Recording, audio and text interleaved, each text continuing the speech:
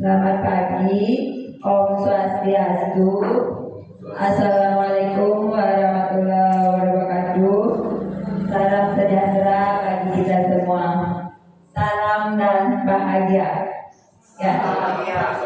Salam dan bahagia itu adalah salam dari pendidikan guru penggerak ya Bapak Ibu.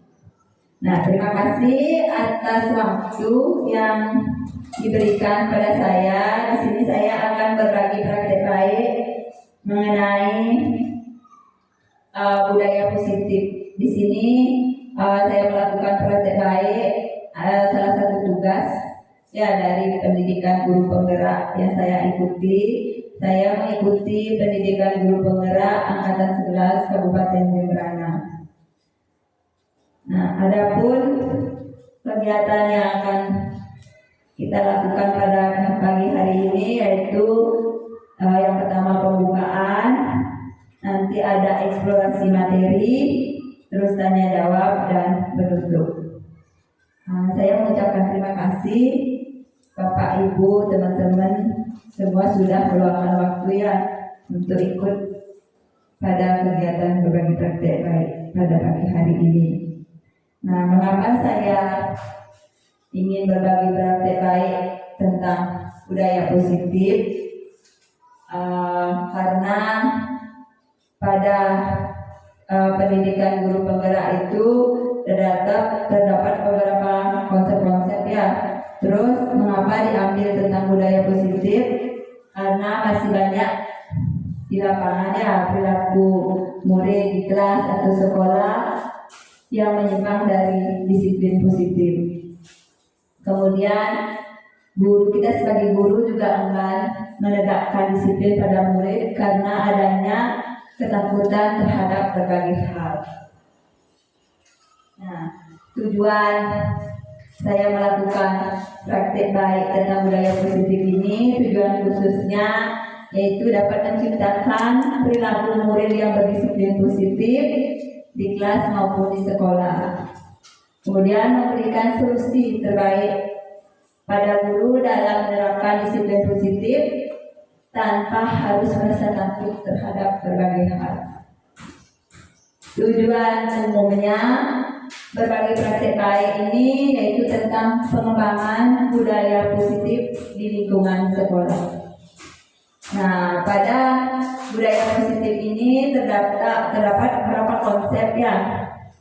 Nanti, tapi sebelum saya lanjut ke materi, saya akan memberikan briefing kepada Bapak Ibu guru semuanya agar lebih semangat nanti mengikuti ya, biar tidak ngantuk ya.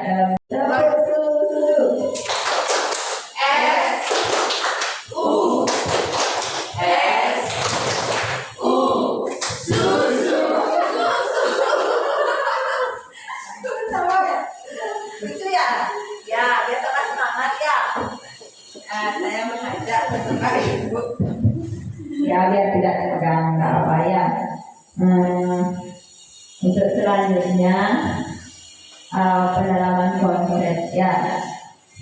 Nah, konsep dari budaya positif ini di dalam teori pendidikan guru penggerak pada modul 1.4 ada beberapa konsep yang terdapat konsep kunci dalam modul budaya positif. Di sini ada 8. Yang pertama ada perubahan paradigma belajar. Yang kedua disiplin positif. Yang ketiga motivasi perilaku manusia. Yang keempat ada nilai-nilai kebajikan. Terus yang kelima kebutuhan dasar manusia. Yang keenam keyakinan kelas. Yang ketujuh ada posisi kontrol restitusi. Dan yang kedelapan ada segitiga restitusi. Mungkin di benak Bapak Ibu guru semuanya ada yang sudah terbayang sama konsep-konsep yang terdapat di depan sini. Yang mana mungkin sudah Bapak Ibu ketahui mengenai konsep-konsep tersebut. Ada tidak yang terbayang yang pernah dilakukan juga dalam penerapan Kita sebagai seorang guru di sekolah ya. Ada? Apa salah satunya boleh? Ya, tentang keyakinan kelas mungkin sudah ada yang buat ya. Nah, sebelum itu kita lanjut dulu ya untuk materinya tentang perubahan paradigma belajar. Pembelajaran dengan paradigma baru. Pembelajaran ini merupakan pembelajaran yang dirancang berdasarkan prinsip pembelajaran. Yang pertama, konsep yang pertama yaitu tentang pembelajaran dengan paradigma baru. Ya, itu merupakan pembelajaran yang dirancang berdasarkan prinsip pembelajaran diferensiasi sehingga murid belajar sesuai kebutuhannya berdasarkan tahap perkembangan untuk mewujudkan profil belajar Pancasila. Di sini Bapak Ibu guru semuanya pasti sudah tahu ya profil belajar Pancasila dan nilainya itu ada berapa? Ya, yang pertama beriman dan bertakwa pada Tuhan yang Maha Esa dan berakhlak mulia. Yang kedua berkebinekaan global. Yang ketiga bergotong royong. Yang keempat kreatif. Yang kelima bernalar kritis dan ya memiliki jiwa mandiri nantinya ya. Nah, untuk perubahan paradigma ini ada kegiatan ini perubahan paradigma stimulus respon pada teori kontrol. Saya akan mengajak Bapak Ibu ya untuk memperagakan sesuatu ya. Di sini cobalah buka kepala tangan. Untuk caranya Bapak Ibu bersama rekan sampingnya cobalah salah satu dari temannya itu ada yang membayangkan yang di kepala itu adalah benda berharga dan tidak menginginkan untuk dilepas ya. Benda berharga yang sangat berarti dalam hidupnya ya, sangat penting. Nah, nanti tugas temannya atau rekan sampingnya itu adalah mencoba ya berbagai cara untuk membuka kepalan tangannya. Boleh dengan merayu ya, dengan membujuk, menggoda, bahkan Bapak Ibu itu bisa menawari uang ya untuk menukarkan apa benda yang ada di kepalan tangan temannya tersebut. Ya, coba bisa ada ya, saya berikan waktu 2 menit ya untuk melakukan kegiatan ini. Nanti coba jawab terus kemudian jawab ya pertanyaan-pertanyaan yang ada di sini ya. Kira-kira apakah Bapak Ibu itu akan membuka kepalan tangan dengan bujukan, godaan atau paksaan dari teman? Mengapa? Terus ataukah Anda bertahan atau menolak membuka kepalan tangan sampai terkuat tenaga Anda? Ya, coba lakukan kegiatan itu. Saya kasih waktu 2 menit. Ayo coba lakukan. Jangan semua mengangkat tangan. Satu yang mengangkat tangan, satu yang merayu. Ya, membujuk. Ya, siapa ya? Satu aja ditukar tangan. Ya, satu aja. Ya boleh, bagaimana caranya? Ya, tapi tidak boleh membuktikan.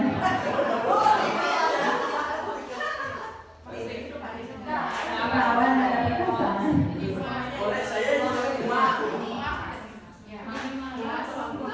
Sudah.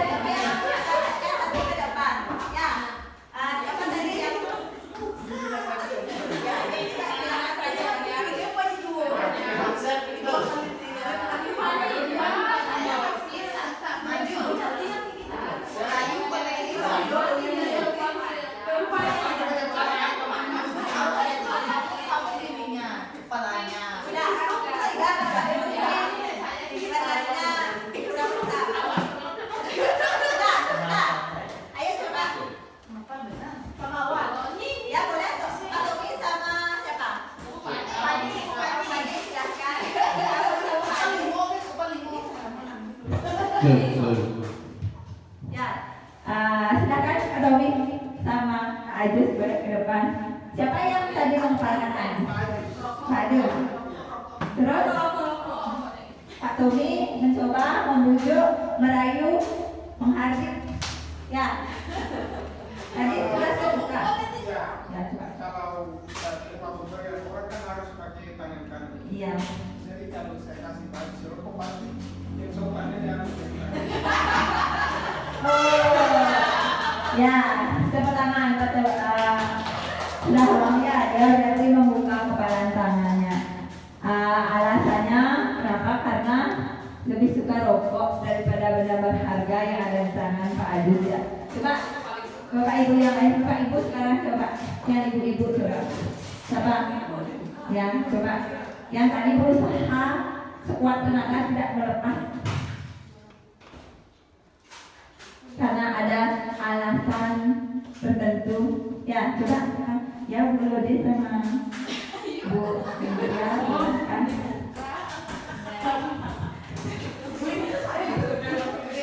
Ya. Ayo silakan ya.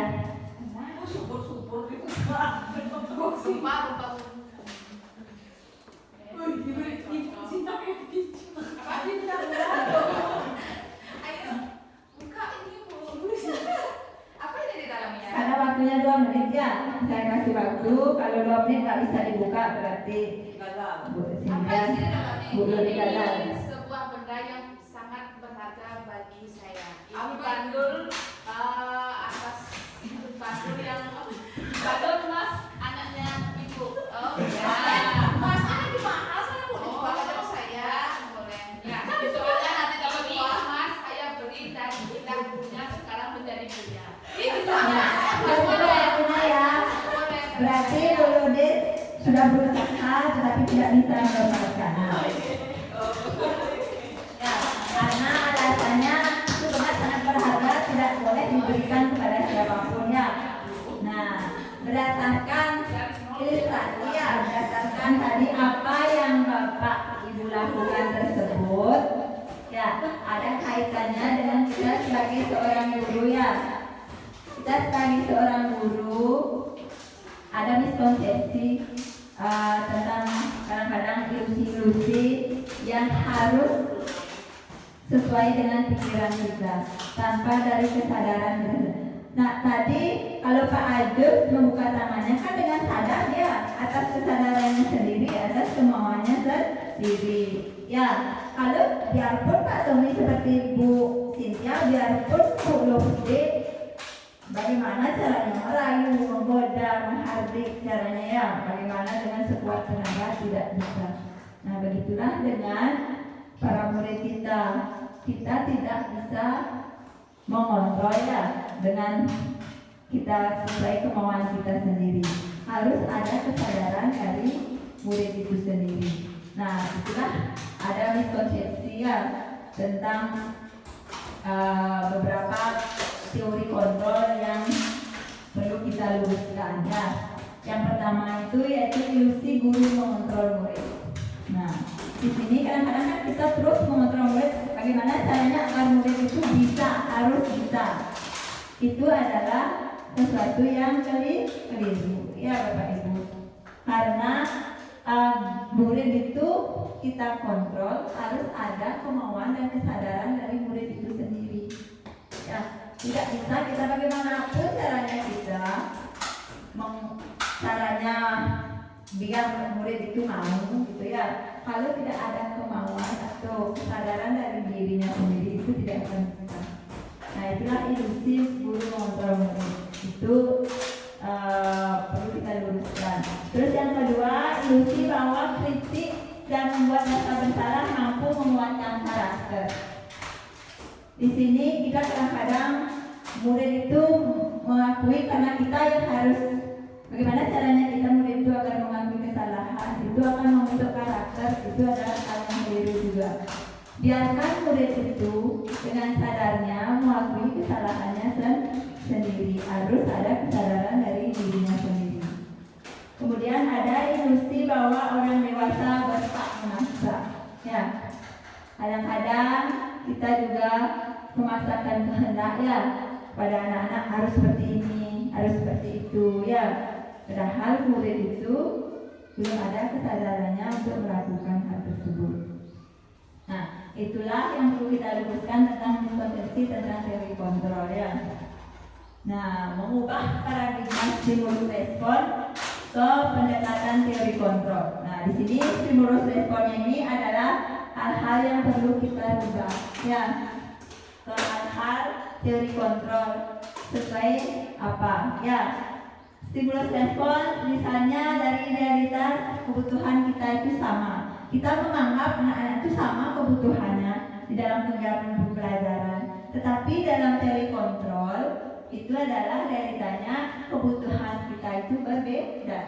Setiap anak itu kan memiliki kemampuannya masing-masing. Punya cara belajarnya pun berbeda-beda. Makanya kita harus bisa ya, tidak kita yang harus membuat anak-anak itu harus belajar seperti ini. Biarkan dia bereksplorasi sendiri ya. Terus semua orang melihat hal yang sama. Teori kontrolnya setiap orang memiliki gambaran berbeda. Benar tidak Bapak Ibu? Kita sendiri saja ya.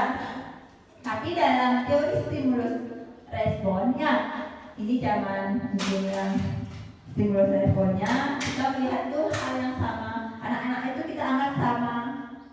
Tetapi kenyataannya itu anak-anak itu berbeda. Bapak Ibu juga punya kan pendapat beda-beda ya, nggak mungkin sama ya. Misalnya ada benda, ini apa?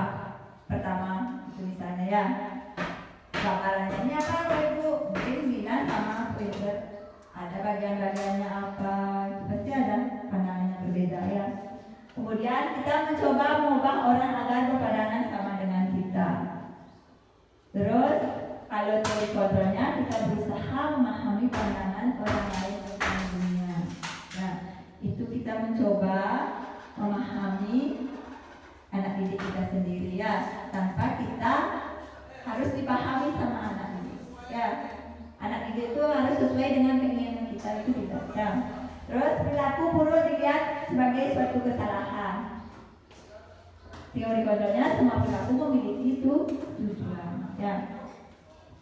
Terus orang lain bisa mengontrol saya.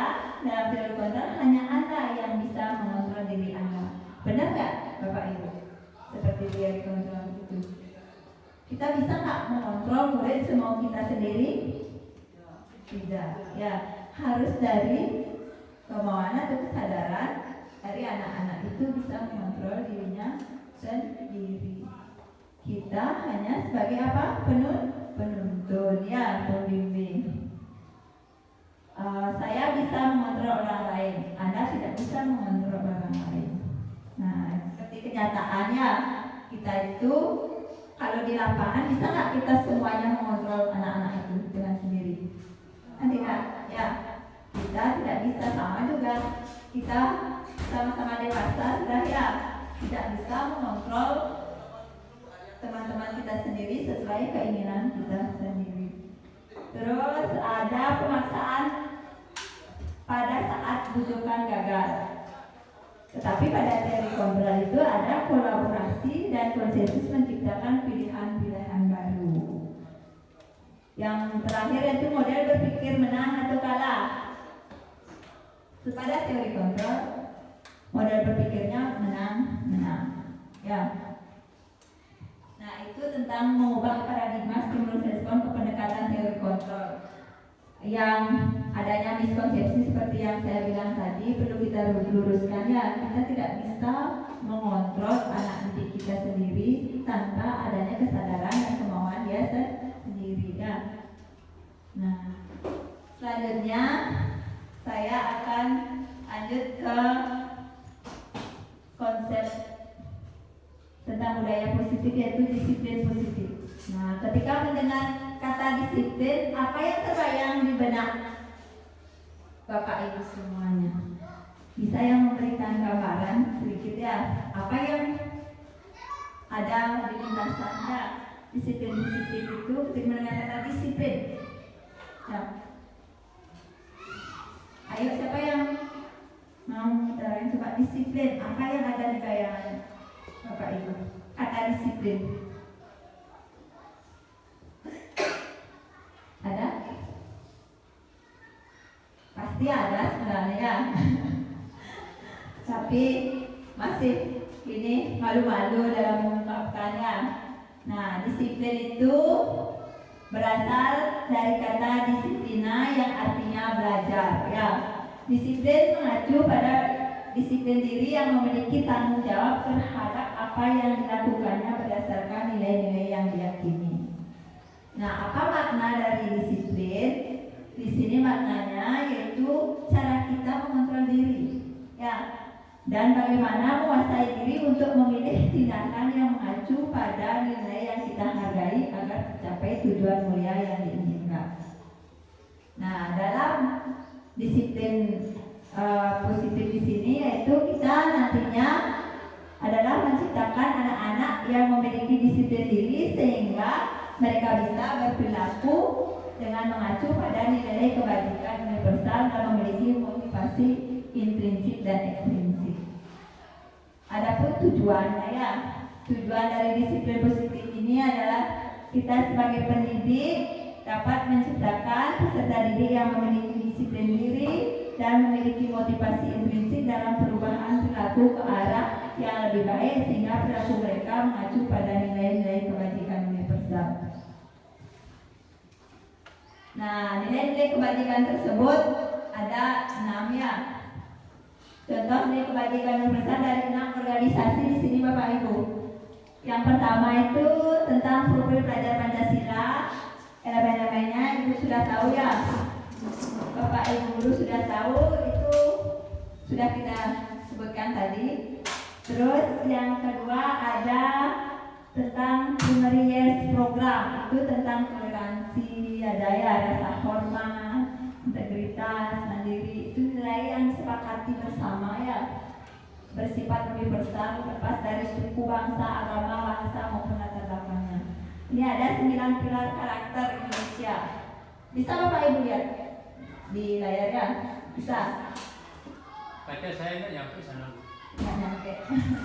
Oh ya, 9 pilar karakter Indonesia itu ada cinta Tuhan dan segenap ciptaannya, ya, kemandirian, ada tanggung jawab, kejujuran, dan diplomatis, hormat dan santun, ya.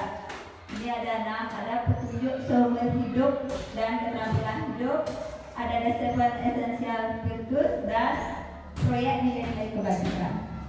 Ya, itu contoh nilai kebajikan universal dari 6 organisasi yang ada di Indonesia, ya. Nah, beberapa institusi atau organisasi pendidikan tersebut sudah memiliki nilai kebajikan yang diyakini dan disepakati bersama. Salah satunya adalah nilai kebajikan yang ingin dicapai oleh setiap anak Indonesia yang kita kenal dengan, ya, ini adalah elemen yang terpenting, ya. Anak-anak sebagai pelajar berprofil pelajar Pancasila. Ada elemennya, kan sering kita gerakkan gitu, ya, dalam kegiatan pembelajarannya. Mungkin kita ajak anak-anak sering bernyanyi, ya. Apa masih ada di benak Bapak Ibu 6 elemen itu? Yang pertama, beriman dan bertakwa dan berakhlak mulia. Yang kedua, yang ketiga, ya, yang keempat, kreatif. Yang kelima, bernalar kritis, dan yang terakhir ada mandiri, ya. Nah, untuk selanjutnya materi konsep budaya positif di sini yaitu tentang kebutuhan dasar manusia. Kebutuhan dasar manusia itu adalah segala sesuatu yang kita lakukan untuk mendapatkan apa yang kita inginkan. Seluruh tindakan yang kita lakukan memiliki tujuan tertentu, dan semua usaha terbaik yang kita lakukan adalah upaya agar kebutuhan dasar kita terpenuhi. Nah, terdapat di sini semua orang itu memiliki kebutuhan masing-masing, ya. Semua orang akan berusaha untuk memenuhi kebutuhannya dengan berbagai cara. Bila mereka tidak bisa mendapatkan kebutuhannya dengan cara yang positif, mereka akan mencoba mendapatkannya dengan cara yang negatif. Mungkin dalam kehidupan kita sudah sering terjadi, ya Bapak Ibu, ya. Mungkin ada yang berusaha semaksimal mungkin dengan cara yang positif demi menyambung hidupnya. Sedangkan ada yang mungkin dengan cara instan untuk memenuhi kebutuhan hidupnya ya, dengan melakukan hal-hal yang melanggar etika dan moral ya. Nah, ada 5 kebutuhan dasar manusia. Di sini yang pertama itu adalah bertahan hidup. Ya, yang kedua kasih sayang dan rasa diterima. Yang ketiga ada penguasaan. Yang keempat ada kebebasan. Yang kelima ada kesenangan. Ya. Nah, 5 kebutuhan dasar ini harus kita bisa penuhi nggak? Harus bisa terpenuhi nggak?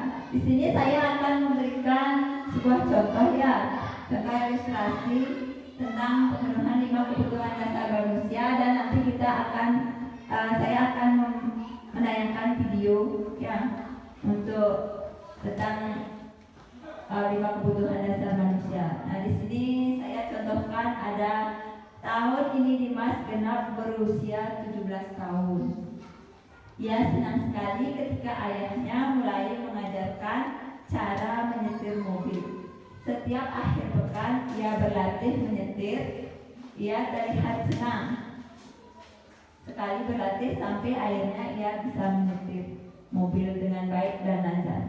Ketika ibunya bertanya pada Dimas apa yang membuat dia ingin bisa menyetir mobil, ketika jawaban Dimas adalah seperti ini, kebutuhan apa yang ingin dia penuhi? Ya, ini cerita dari si Dimas dalam belajar menyetir mobil sesuai dengan 5 kebutuhan dasar di sini, yang mana yang terpenuhi. Kebutuhan apa yang ingin dia penuhi sesuai dengan 5 kebutuhan dasar ini. Misalnya dia mengatakan kata-kata aku merasa bangga dan keren. Ini kebutuhan dasar yang mana ini? Aku merasa bangga dan keren. Itu misalnya kesenangan. Aku merasa bangga dan keren ya. Itu adalah penguasaan ya. Dia kan bangga sudah menguasai cara menyetir mobil. Nah, kalau ini aku senang bisa pergi ke tempat-tempat yang aku suka. Ini baru 5 dasar dari kesenangan ya. Nah, ini kebebasan sebenarnya ya. Aku senang bisa pergi ke tempat-tempat yang aku suka. Nah, itu ada tahapannya. Misalnya kebutuhan apa yang ingin dia penuhi sesuai dengan yang dia ceritakan. Ini saya lanjut, ini untuk 5 kebutuhan dasar manusia itu bertahan hidup. Bapak Ibu sudah tahu ya. Untuk kasih sayang dan rasa diterima juga ya. Ini sudah penguasaan dan kebebasan saja yang sudah dijelaskan ya. Nah, ini selanjutnya ada motivasi perilaku manusia. Ada motivasi perilaku manusia itu ada 2, yaitu motivasi dari unsur intrinsiknya, ada dari ekstrinsiknya. Bisa dilihat Bapak Ibu? Ya, agak remang-remang ya. Nah, yang pertama itu untuk menghindari ketidaknyamanan atau hukuman. Itu motivasi perilaku manusia dari unsur ekstrinsiknya ya, dan untuk mendapatkan imbalan. Benar nggak? Dari unsur intrinsik karena takut hukuman. Ya, takut hukuman, tidak nyaman atau hukuman tidak dari dirinya sendiri, dan mendapatkan sesuatu karena imbalan. Ya, ini mendapatkan sesuatu karena mendapat imbalan. Itu kan dari unsur ekstrinsik, dari luarnya. Motivasi perilaku manusia dari unsur luar. Terus ada unsur intrinsiknya untuk menjadi orang yang mereka inginkan dan menghargai diri sendiri dengan nilai yang mereka percaya. Itu dari dalam diri kita sendiri ya. Apa yang kita percaya itu yang kita lakukan dan kerjakan. Nah, untuk selanjutnya konsep disiplin dengan identitas gagah. Nah, di sini kadang-kadang ya kita perlu luruskan kan ada hukuman, ada penghargaan. Ya, yang mana yang lebih efektif sesuai dengan motivasi yang tadi. Ini ada unsur ekstrinsiknya. Ya, konsep disiplin dengan identitas legal. Hukuman bersifat tidak terencana atau tiba-tiba dan satu arah, bisa berupa fisik maupun psikis. Terus kemudian murid merasa tersakiti. Nah, ini contohnya, misalnya ini disiplin tentang hukuman, yang mana disebut hukuman, yang mana bagaimana bentuk penghargaan. Misalnya kalau kita menerapkan hukuman itu berefek banyak nggak pada anak didik kita? Banyak tidak? Ini misalnya kita sering nggak kita lakukan pada anak-anak misalnya? Seringnya, masih sering ya. Maka dari itu kita harus bisa mengubah mindset kita ya. Terus ada nanti konsep dari penghargaan, hanya efektif dalam jangka waktu pendek, dapat merusak hubungan, ya, dapat mengurangi ketepatan, menurunkan kualitas, mematikan kreativitas dan menghukum. Benar nggak Bapak Ibu? Kadang-kadang kita memberikan penghargaan kepada murid, reward kan, itu ternyata kurang bagus sebenarnya ya, karena itu bisa berakibat apa, hanya efektif dalam jangka waktu pendek ya, dalam jangka waktu pendek saja. Nanti seterusnya setelah kita tidak memberikan reward, kita kan mau semangat ya, misalnya belajar ya, itu salah satunya. Nah, konsep-konsep itu disiplin dengan identitas sukses ya. Nah, dengan hukuman dan penghargaan itu dianggap gagal. Konsep-konsep disiplin ini dengan konsekuensi dan restitusi. Ya, konsekuensi itu penguatan jangka pendek, perlu monitoring berkelanjutan, stimulus respon murid, menghormati peraturan, kehilangan waktu untuk melindungi kesalahan. Kalau Bapak Ibu itu bisa nggak menjelaskan yang mana termasuk hukuman, penghargaan, ini nanti ada konsekuensi, nanti ada restitusi yang terakhir ya. Yang kalau dihukum itu misalnya saya memberi contoh menghukum tanpa adanya yang pertama kesepakatannya antara kita dengan murid kita. Misalnya saya langsung kamu lari 15 menit keliling lapangan, 15 kali keliling lapangan, itu salah satu bentuk apa? Hukuman. Apa misalnya kalau kita hukuman dengan konsekuensi itu sama enggak? Hukuman, konsekuensi. Kalau mau hukum, kita sendiri saja yang membuat, tidak ada kesepakatan.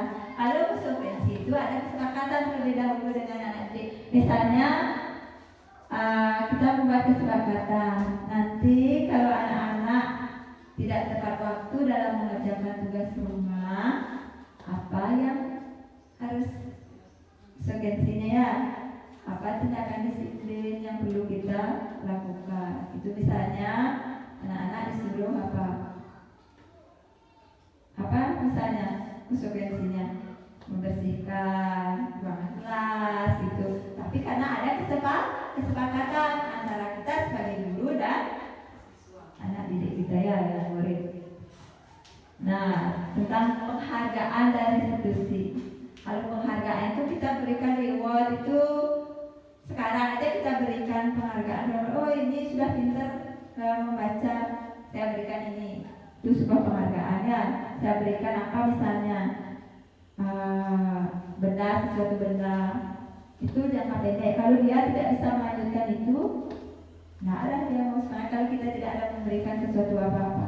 Kalau di dalam restitusi itu, murid itu bertanggung jawab untuk perilakunya, fokus pada pemecahan masalah jangka panjang murid dengan menghormati dirinya dan orang lain. Dirinya yang memegang kontrol, murid bersemangat memperbaiki masalahnya.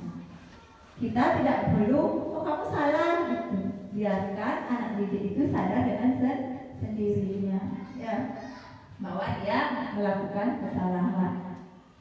Nah, konsep disiplin pendekatan restitusi ini adanya proses kolaborasi yang mengajarkan murid untuk mencari solusi untuk masalah dan membantu murid berpikir berpikir tentang orang itu seperti apa yang mereka inginkan dan bagaimana mereka harus memperlakukan orang lain. Restitusi ini membantu murid menjadi lebih memiliki tujuan, disiplin positif dan memulihkan dirinya setelah berbuat salah. Itu tindakan dari konsep disiplin pendekatan restitusi. Kita membuka kepada siswa itu untuk bisa dia berpikir dengan sendirinya, membuka dirinya, mengungkapkan sesuatu dengan sadar ya, tidak dengan kita yang kamu salah mengarahkan gitu ya. Nah, itu konsep disiplin pendekatan restitusinya. Terus kemudian ada hukuman, konsekuensi dan restitusi. Ini salah satu ada kasus murid terlambat masuk kelas. Nah, bagaimana? Salah satunya kalau menghukum bagaimana, kalau konsekuensinya bagaimana dan restitusinya bagaimana. Ya, di sini kalau murid terlambat masuk kelas, kalau dengan hukuman, guru menghukum murid tersebut dengan berdiri di depan kelas atau tidak boleh masuk kelas. Itu kan dengan secara langsung dari guru tersebut tanpa adanya kesepakatan apapun. Langsung kamu telah datang, silakan berdiri. Itu misalkan. Ya. Terus ada konsekuensi. Guru memberikan konsekuensi dengan mengambil jam istirahat untuk mengerjakan tugas menghentikan keterlambatannya. Di sini ada kesepakatan. Kamu karena tidak datang, nanti kerjakan tugas pada saat jam istirahat. Bisa ada kesepakatan antara guru dan murid ya. Terus kalau restitusi, guru bertanya tentang keyakinan kelas yang telah dibuat, menanyakan apa penyebab terlambat, membantu menyelesaikan masalahnya, dan siswa menghormati guru dan teman yang lainnya. Kita itu ada modelnya nanti ada 5 posisi kontrol ya, yang harus kita terapkan. Ada sebagai teman, kita itu menjembatani ya kepada anak didik itu dengan keyakinan kelas. Kalau penerapan restitusi ini harus ada terlebih dahulu keyakinan kelas yang sudah disepakati. Baru bisa melaksanakan restitusi kita untuk menegakkan disiplin pada siswa. Nah, ini ya seperti yang saya bilang. Dengan restitusi itu ada 5 posisi kontrol guru. Ya, sebagai penghukum, pembuat rasa bersalah, teman, pemantau, manajer. Nah, Bapak Ibu ada di posisi mana sekarang ini? Misalkan dari hati nurani yang sering 5 posisi kontrol guru ini yang mana ada di benak Bapak Ibu yang sering kita lakukan pada anak didik kita. Yang mana? Bagi apa? Ayo silakan boleh. Bu Dodi silakan boleh. Bagi apa? Bagi teman. Bagi teman. Ya. Ada yang lainnya? Pak Tommy biasanya yang 5 posisi kontrol ini yang mana sudah Pak Tommy terapkan? Posisi yang mana? Manajer. Sudah sebagai manajer. Oh ya, sangat bagus itu ya. Sebagai manajer itulah yang paling penting sebenarnya ya, posisi kontrol kita sebagai guru, sebagai manajer. Tetapi pada kenyataan di lapangan biasanya kan lebih kita menerapkan apa? Penghukum, pembuat rasa bersalah. Kalau teman ini mungkin ada yang sudah, mungkin ada yang masih jarang ya.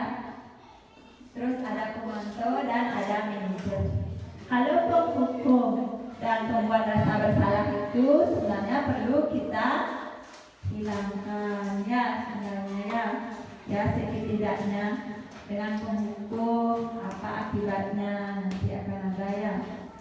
Dengan pembuat rasa bersalah itu bisa mendaunkan anak didik kita sebenarnya dengan menghukum. Tidak memberikan efek jerah jangka panjang. Benar tak kalau menghukum? Kita sering menghukum anak didik kita, benar tidak Bapak Ibu? Ya, kita menghukum. Tetapi setelah kita berikan hukuman, mau tidak dia berubah? Ya, cuma efek jerahnya sebentar, ya, tidak ada jangka panjangnya. Kalau membuat rasa bersalah, murid itu kamu salah, kita tunjuk kamu salah, tidak atas kesadaran dirinya sendiri, ya. Nanti makanya kita perlu penerapan segitiga restitusi itu ada tentang 5 posisi kontrol nanti bagi teman, komando, dan manajer. Kita harus bisa sebagai teman, sebagai pembantu, dan sebagai manajer dari anak didik kita.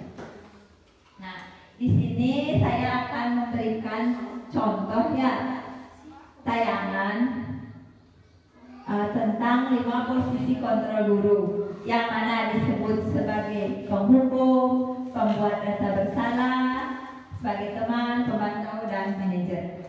Mungkin dari kata-katanya nanti kalau menghukum kan dengan ada yang tinggi ya. Ini ada tayangan video, boleh diperhatikan.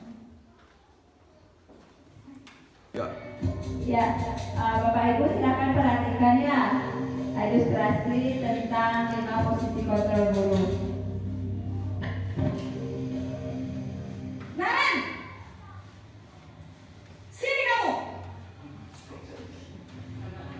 Selamat pagi, Bu. Selalu terlambat. Kamu deh, pasti terlambat. Maaf, Bu. Saya Apa? Apa coba? Alasan kamu apa lagi? Kapan sih kamu tidak terlambat? Malas sekali ya kamu jadi anak. saya Dasar pemalas.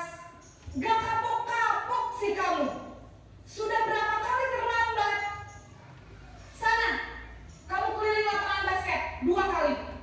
kenapa saya harus keliling lapangan basket, Bu? Kenapa? Kamu melawan ibu? Berani-beraninya jawab. Sudah terlambat, masih berani jawab pula. Sekarang, keliling lapangan basket 5 kali sekalian. Biar kapok. Cepat. Pergi sana ke lapangan basket.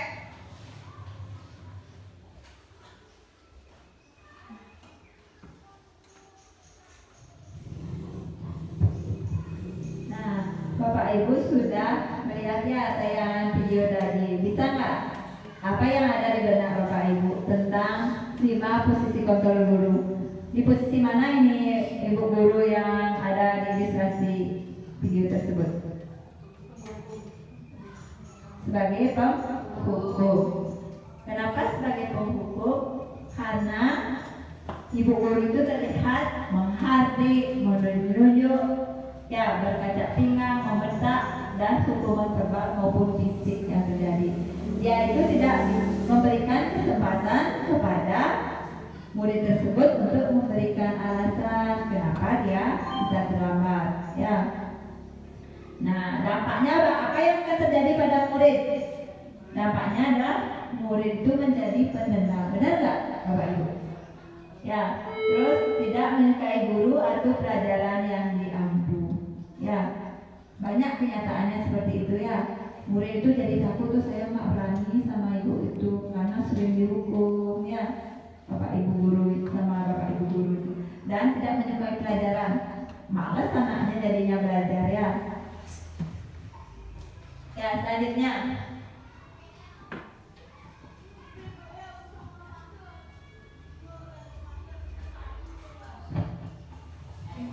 video tentang membuat rasa bersalah ya. Naren,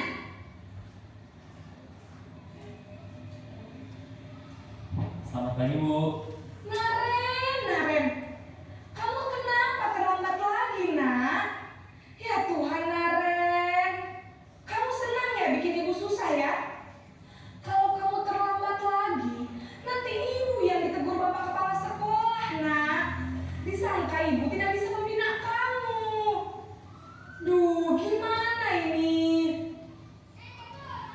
Maaf, Bu. Duh Gusti Naren, kamu suka ya kalau ibu ditegur bapak kepala sekolah? Terus, sekarang ibu harus tulis apa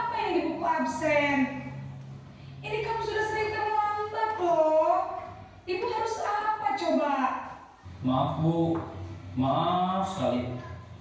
Ya sudah, lain kali jangan bikin ibu susah lagi ya nak ya. Ibu tidak akan kuat lagi kalau kamu begini terus. Bisa jantungan kalau ibu tegur bapak kepala sekolah.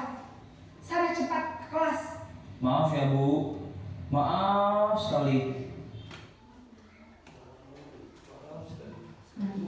Nah, Bapak Ibu sudah lihat ya, itu posisi kontrol yang kedua, yaitu pembuat rasa bersalah.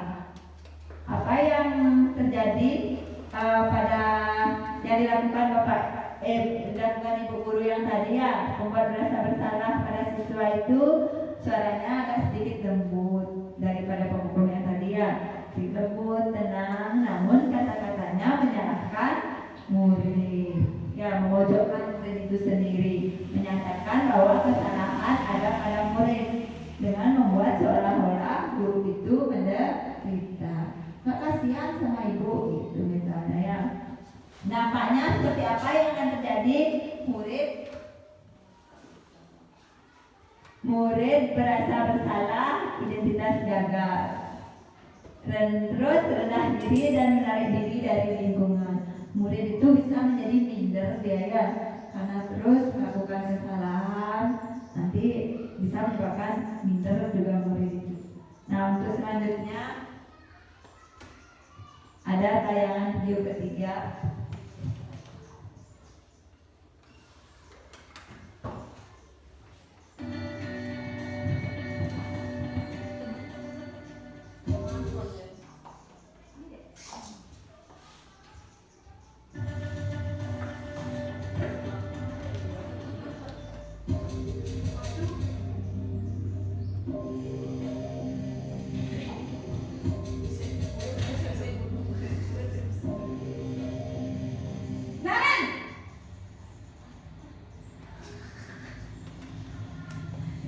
Selamat pagi Bu.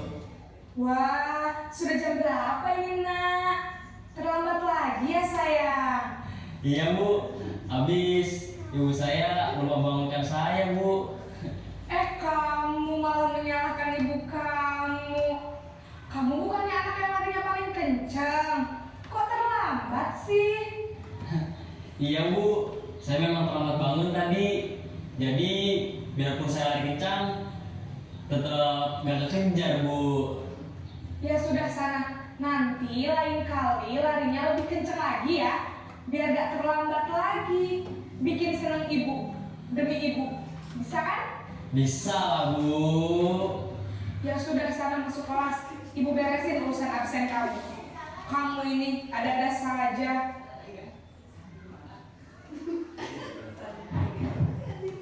Itu posisi kontrol kita sebagai guru itu menjadi teman ya, teman bagi murid kita sendiri. Nah, kalau kita sebagai teman itu suaranya mungkin suara gurunya akan ramah, ya, cenderung bersedia gurau untuk menghangatkan suasana. Murid akan merasa senang dan akrab ya dengan gurunya. Nah, dampaknya apa yang akan terjadi kalau kita dalam posisi sebagai teman bagi murid, yaitu murid menjadi ketergantungan kepada satu orang, tidak mandiri dan tidak bisa berpikir untuk diri sendiri. Murid hanya berperilaku baik kepada orang-orang tertentu saja ya. Dalam posisi teman ini murid itu manja ya, jadinya agak sedikit manja kalau kita terlalu terlalu mengikuti kemauannya ya. Itu sebenarnya posisi kontrol sebagai teman. Benar nggak yang Bapak Ibu rasakan? Benar? Ya, ya. Pasti sering kita pengen kita sebagai teman pada murid ya. Tapi murid itu menyalahkan ya temannya. Nah, selanjutnya ini ada sebagai pemantau atau monitoring ya.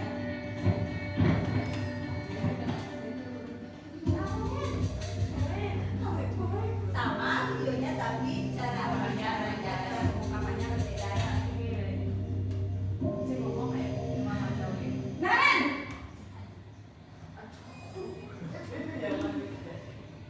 Selamat pagi Bu.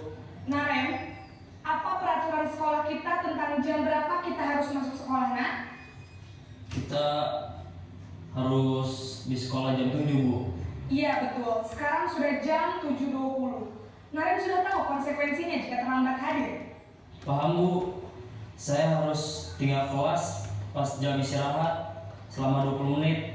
Iya benar, konsekuensinya demikian. Jadi nanti jam 9.30 pas istirahat, kamu harus tinggal di kelas, kerjakan tugas tambahan untuk ketertinggalan kamu, ya? Baik, Bu.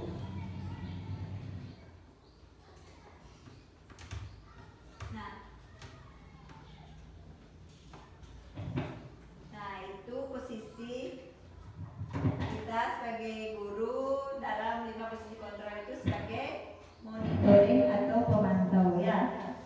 Nah, apa yang dilakukan?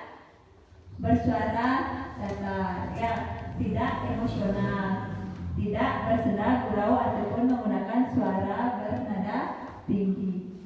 Tercipta identitas diri positif atau berhasil guru mengarahkan murid berdasarkan peraturan dan konsekuensinya. Nah, dampaknya yang terjadi pada murid yaitu murid akan menghitung konsekuensi dan hadiah tanpa memahami sepenuhnya nilai kebajikan yang dituju. Terus murid tidak sepenuhnya mandiri. Ya, kita sebagai pemantau juga kurang efektif ya. Karena murid itu mendengar konsekuensinya saja, telat berapa menit gitu ya, apa peraturan yang ada. Nah, untuk selanjutnya ini sebagai manajer ya, manajer.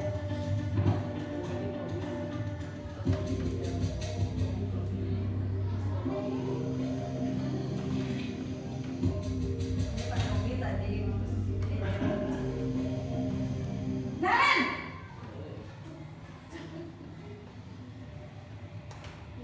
Selamat pagi, Bu.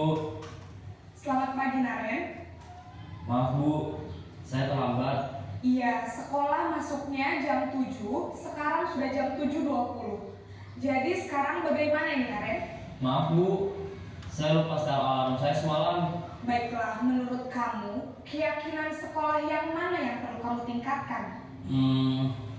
Menghargai diri sendiri dan orang lain mungkin ya, Bu. Setuju. Jadi, apakah Naren meyakini prinsip saling menghormati tersebut? Iya, Bu. Saya meyakininya. Apakah Naren bersedia memperbaiki masalah keterlambatan ini? Bersedia, Bu. Bagaimana kamu akan perbaiki masalah keterlambatan ini? Saya akan coba untuk tidak lupa menyetel alarm saya, Bu. Baik, kalau Naren lupa menyetel alarm di rumah, ada orang yang kira-kira bisa bantu mengingatkan tidak? Ada, Bu. Kakak saya, Kak Emma. Ada lagi selain Kak Emma? Selain Kak Emma, ada ibu saya. Baik, jadi yang mengingatkan Naren adalah Kak Emma dan ibu kamu ya? Kira-kira akan mulai setel alarm kapan nih, Naren? Setelah pulang sekolah, akan segera saya lakukan. Baik, jadi Naren akan setel alarm untuk bangun besok pagi dan akan diingatkan oleh kakak dan ibunda Naren ya. Ada lagi yang mungkin perlu dilakukan, Naren, agar tidak terlambat bangun lagi? Tidak ada, Bu. Baik, Naren, terima kasih untuk kerjasama kamu. Sekarang kamu perlu kembali ke kelas untuk belajar. Baik, Bu. Terima kasih. Nah, baiklah Bapak Ibu semuanya, di sana sudah ditayangkan video terakhir ya untuk posisi sebagai manajer ya. Posisi manajer adalah posisi yang disarankan untuk membimbing murid. Nah, lihat di sana sikapnya apa? Bagaimana? Disiplin yang positif, memiliki sikap yang mandiri, bertanggung jawab dan dapat memecahkan masalah. Dampaknya murid bisa menjadi mandiri, percaya diri dan dapat memecahkan masalah. Seperti contoh pada video tadi, ya murid itu baru ditanya pada ibu gurunya, langsung mengakui kesalahannya dan mau memperbaikinya. Serta ibu gurunya juga menanyakan keyakinan kelas yang sudah disepakati. Ya. Ya demikian itu 5 posisi kontrol dari seorang guru ya. Nah yang selanjutnya konsep dari budaya positif tentang keyakinan kelas. Di benak Bapak Ibu, keyakinan kelas itu kan sudah sering ya setiap kita tahu pelajaran atau boleh kok setiap ini termasuk kita membuat keyakinan kelas atau kesepakatan kelas ya. Langkah-langkah keyakinan kelas ya, pengertian keyakinan kelas ya di sini yaitu nilai kebajikan universal yang telah disepakati secara tersirat dan tersurat. Ya, langkah-langkahnya ya keyakinan kelas itu sedikit ya Bapak Ibu. Ya, kurang ya. Yang pertama yaitu berdiskusi memunculkan peraturan yang perlu ditaati warga kelas. Ya. Yang kedua yaitu mengubah peraturan-peraturan menjadi kalimat yang positif ya, yang lebih positif. Yang ketiga mengubah peraturan menjadi nilai-nilai kebajikan dan keyakinan kelas. Yang keempat berdiskusi mengenai gambaran perilaku yang mencerminkan keyakinan kelas. Yang kelima berdiskusi mengenai peran seluruh warga kelas. Dan yang terakhir itu adalah meninjau ulang keyakinan kelas yang kemudian kita publikasikan. Ya, itu langkah-langkahnya dari keyakinan kelas. Nah, di sini saya membuat keyakinan kelas 4 ya, karena saya memegang kelas 4. Keyakinan kelas yang telah dibuat pada kelas 4 itu ada toleransi, kesehatan, keselamatan, kebersihan, dan gotong royong. Langkah-langkahnya itu yang pertama kita mengajak anak-anak itu membuat kesepakatan ya. Nah, dari keyakinan kelas ini nanti bisa kita terapkan juga pada anak didik kita untuk selanjutnya ya. Untuk selanjutnya untuk budaya positif yang terakhir yaitu segitiga restitusi. Segitiga restitusi di sini dalam pemecahan masalah ya, kita menggunakan segitiga restitusi.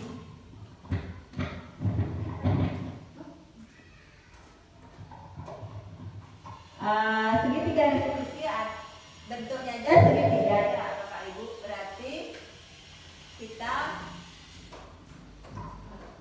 melakukan dalam pemecahan masalah itu dengan 3 langkah ya. Yang pertama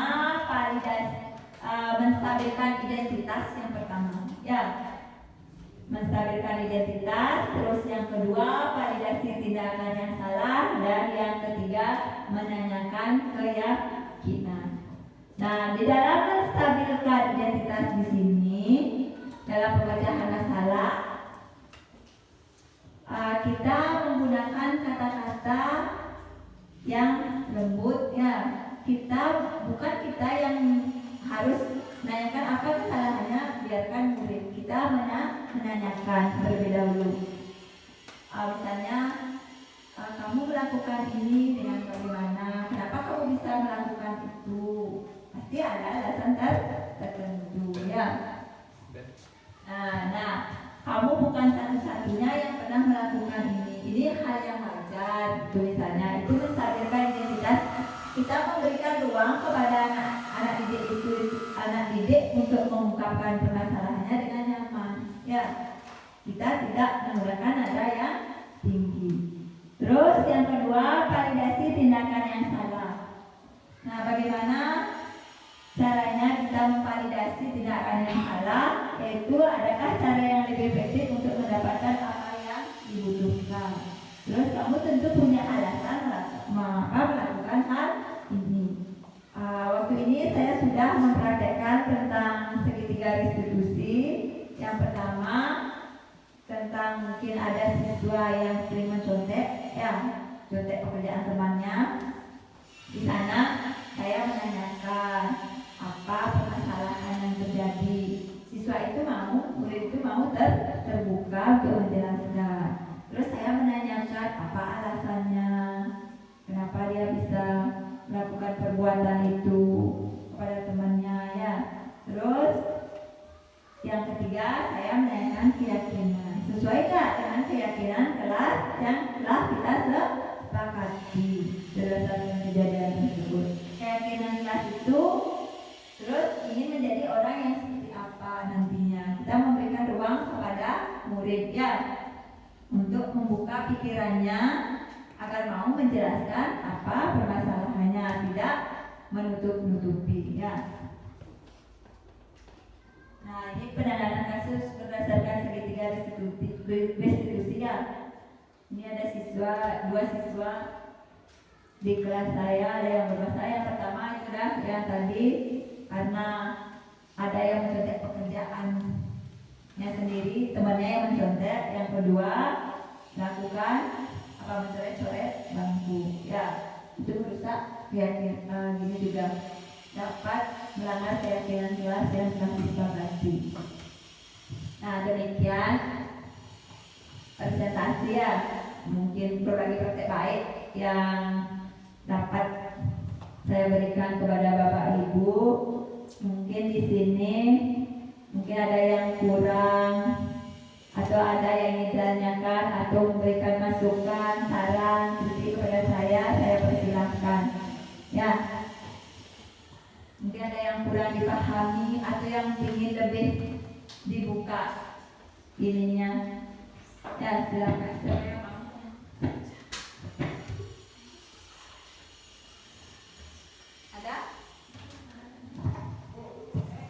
Ada ya, Ibu Yati silakan. Baik Ibu, di sini saya akan bertanya tentang kenapa penanganan untuk siswa yang bermasalah harus dengan segitiga restitusi, tidak dengan penghukum saja.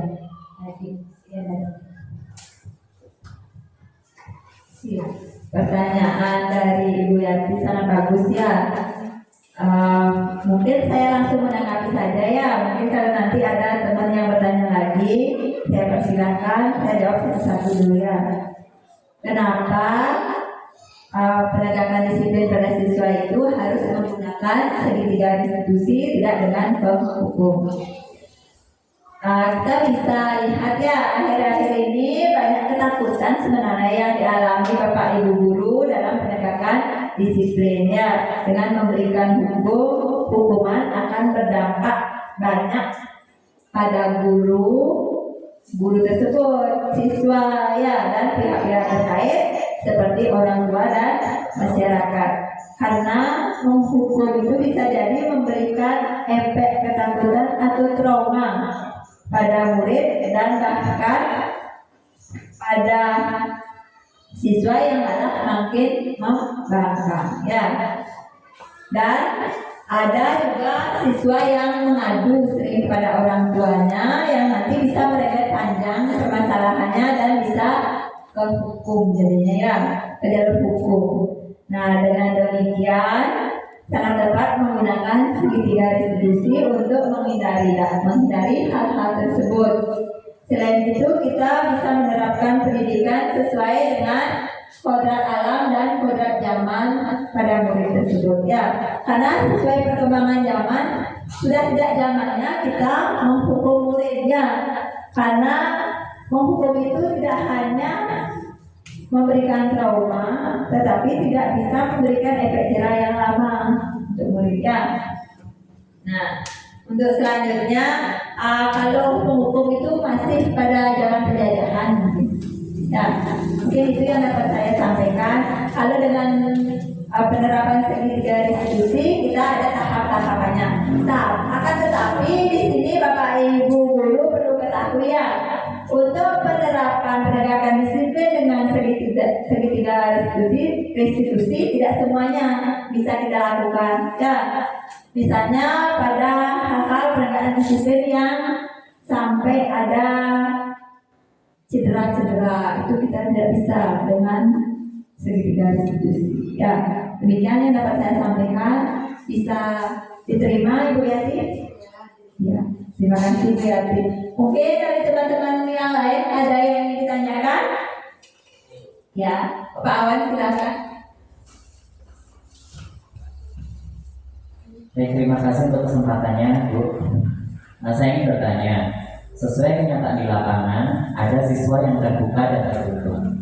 Nah, bagaimana trik kita sebagai guru jika ada siswa yang bermasalah dalam memvalidasi kesalahannya? Terima kasih. Ya, pertanyaannya sangat bagus ya Pak Awan ya. Di sini saya langsung menanggapi saja ya. Nah tadi bilang ada siswa mungkin tertarik dengan segitiga restitusinya ya. Ada siswa yang karakternya mau terbuka kalau ada permasalahan, dan ada yang kurang terbuka ya, yang mau terbuka atau menutupi setiap ada permasalahan yang ada. Nah, dalam memvalidasi kesalahan kita harus menerapkan segitiga restitusi. Bagaimana trik-triknya ya? Trik-triknya yang dibilang sama Pak Awan tadi bagaimana? Yaitu yang pertama itu kita tidak boleh langsung dalam penggunaan segitiga restitusi langsung ke memvalidasi masalah. Kita